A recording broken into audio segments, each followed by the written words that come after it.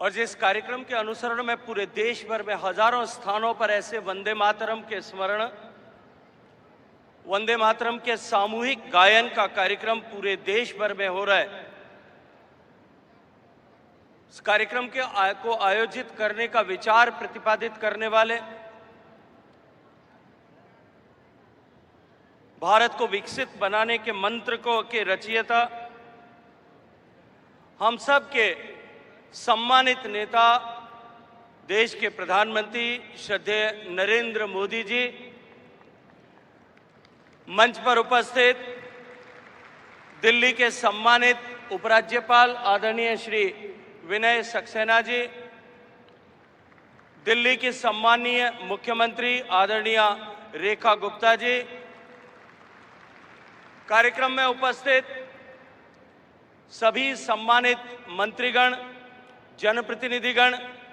सरकारी अधिकारीगण,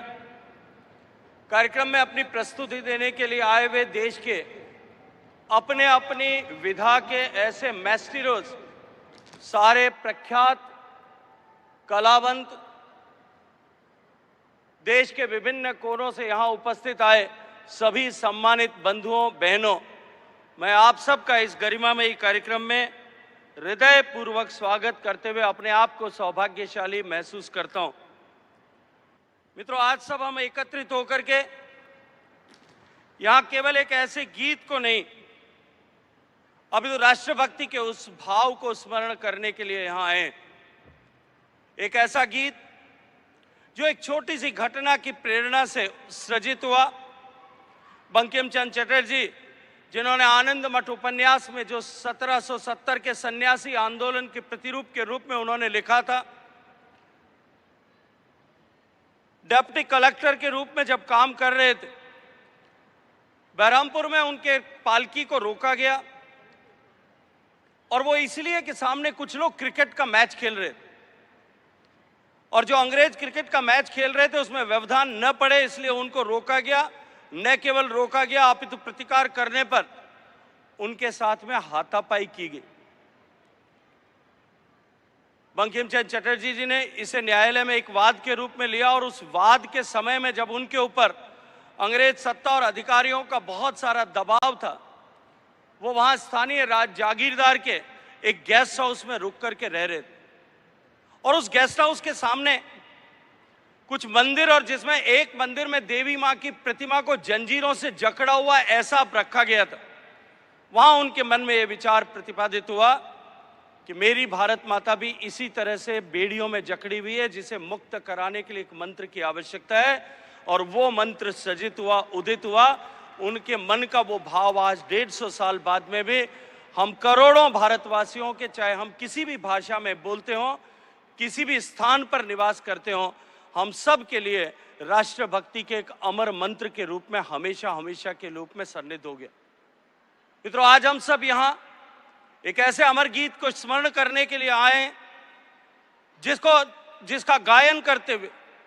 जिस वंदे मातरम का नारे का उद्घोष करते हुए स्वतंत्रता के आंदोलन के सारे कार्यक्रम प्रारंभ हुए होंगे और हजारों ऐसे स्वतंत्रता सेनानी होंगे जिन्होंने मां भारती के बलिवेदी पर अपने आप को जब समर्पित किया, तब अंतिम शब्द जो उनके मुंह से निकले थे वो शब्द थे वंदे मातरम। मित्रों, आज वंदे मातरम के 150 वर्ष पूरे हुए।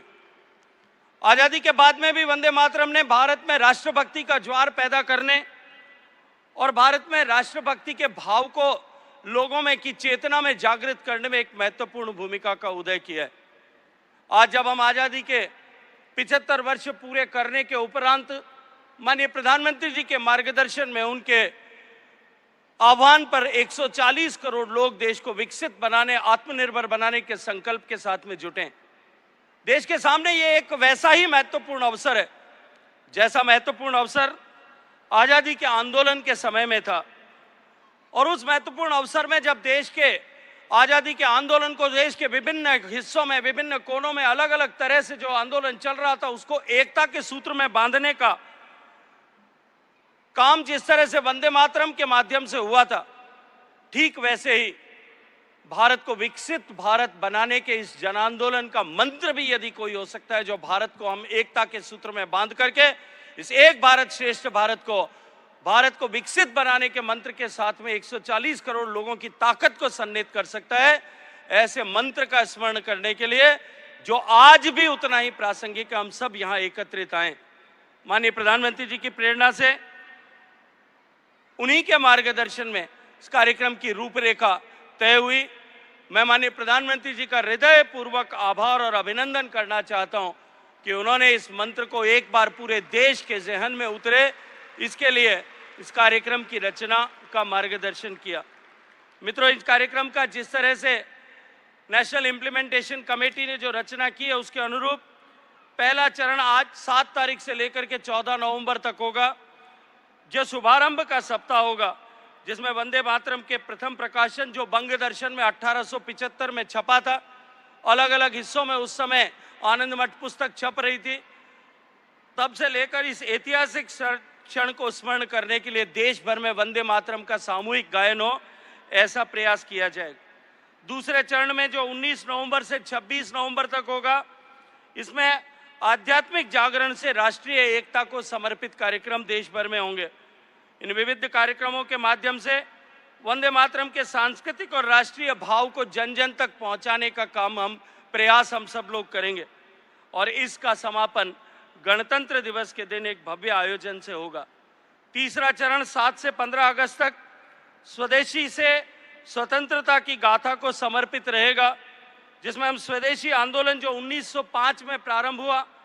और स्वतंत्रता दिवस को जोड़ते हुए उस ऐतिहासिक भावना को एक उत्सव के रूप में मनाएं और एक बार फिर हम आत्मनिर्भरता के लक्ष्य को साकार करने के लिए, हासिल करने के लिए स्वदेशी के मंत्र का अधिष्ठान करें। इसको समर्पित होकर के हम वंदे मातरम का उद्घोष करेंगे।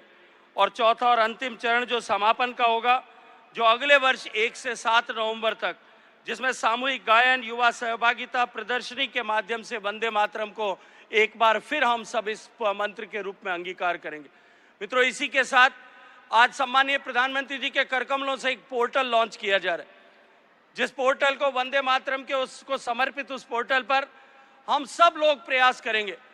कि हम सब लोग अपने स्वर में वंदे मातरम का गायन करके उस पोर्टल पर अपलोड करें और हम अपने आप को संकल्पबद्ध करें, हम अपने आप से संकल्पबद्ध हों कि हम भारत को आत्मनिर्भर बनाने और भारत को विकसित बनाने के इस मंत्र को जीने के लिए, इस लक्ष्य को प्राप्त करने के लिए वंदे मातरम के मंत्र का अंगीकार करेंगे। मैं सम्मानित प्रधानमंत्री जी का समय देने के लिए हृदयपूर्वक स्वागत करते हुए माननीय मुख्यमंत्री जी, माननीय उपराज्यपाल जी और यहाँ उपस्थित सभी लोगों का बहुत सारा स्वागत करता हूँ, अभिनंदन करता हूँ। आप सबको बहुत सारी शुभकामनाएं।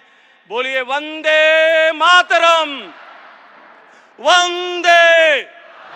वंदे मातरम, मातरम। बहुत बहुत धन्यवाद। आभार माननीय श्री गजेंद्र सिंह शेखावत जी का। देवियों सज्जनों, वंदे मातरम का यह स्मरणोत्सव एक प्रेरणा पुंज के रूप में हमारी स्मृतियों में सदैव रहे, इसी उद्देश्य से आज यहाँ माननीय प्रधानमंत्री महोदय के करकमलों से एक स्मारक सिक्का और एक स्मारक डाक टिकट का भी विमोचन किया जाना है। मैं निवेदन करूंगा संस्कृति सचिव श्री विवेक अग्रवाल जी से, वे पहले माननीय प्रधानमंत्री महोदय को स्मारक सिक्का प्रस्तुत करें उसके विमोचन के लिए।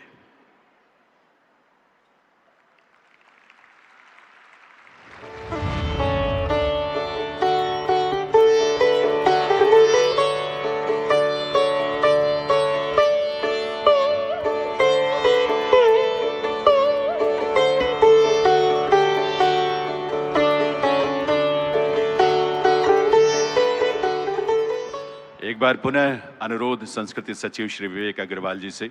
वे अब माननीय प्रधानमंत्री महोदय को स्मारक डाक टिकट की प्रथम एल्बम प्रस्तुत करें उसके विमोचन के लिए।